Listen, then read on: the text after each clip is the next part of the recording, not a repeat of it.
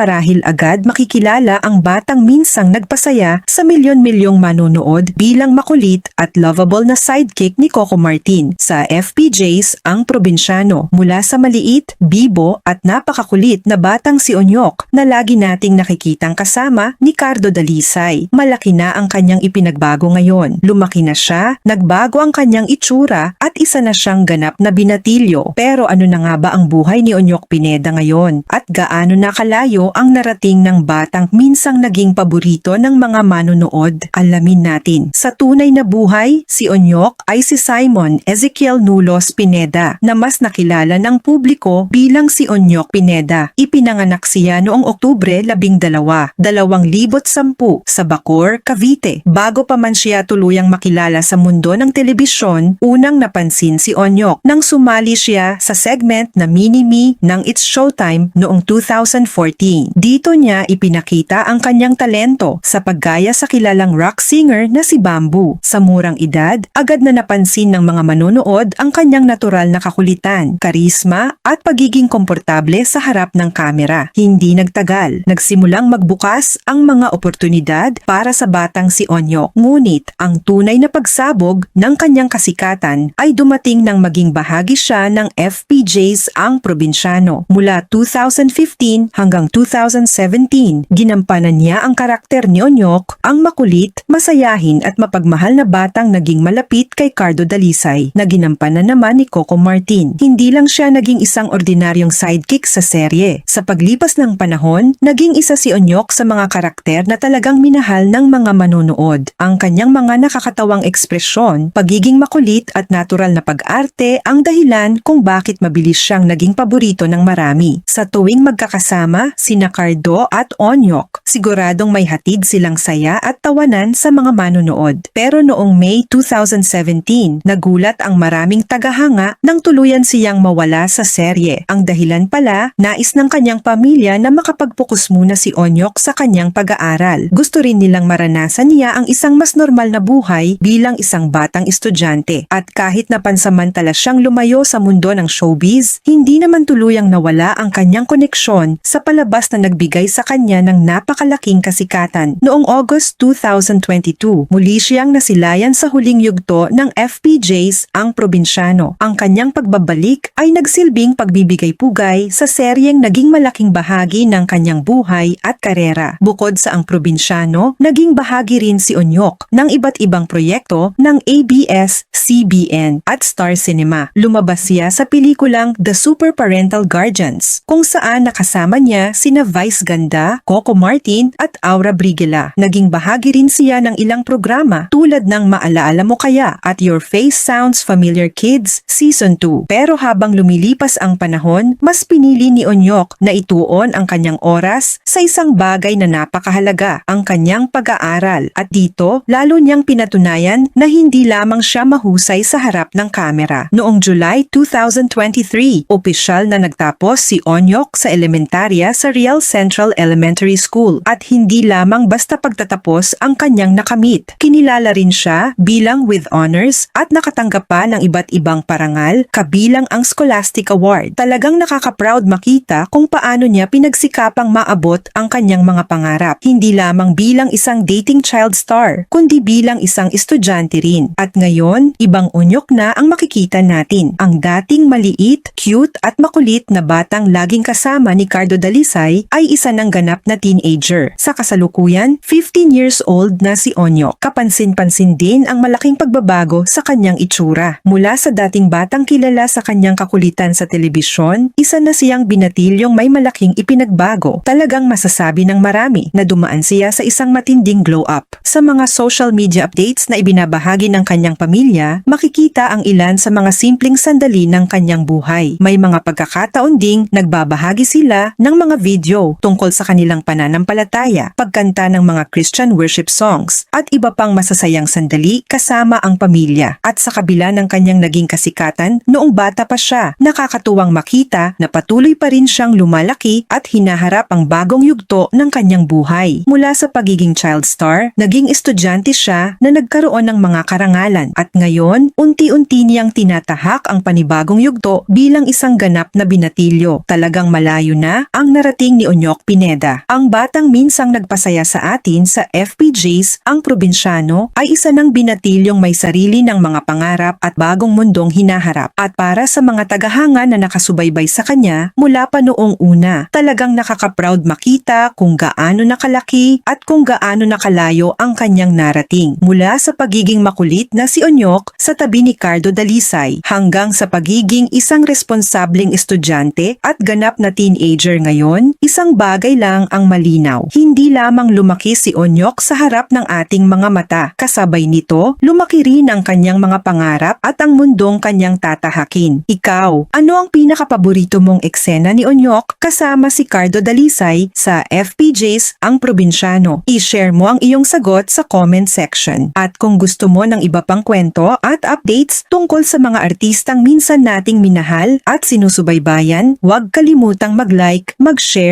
at mag-subscribe sa ating channel.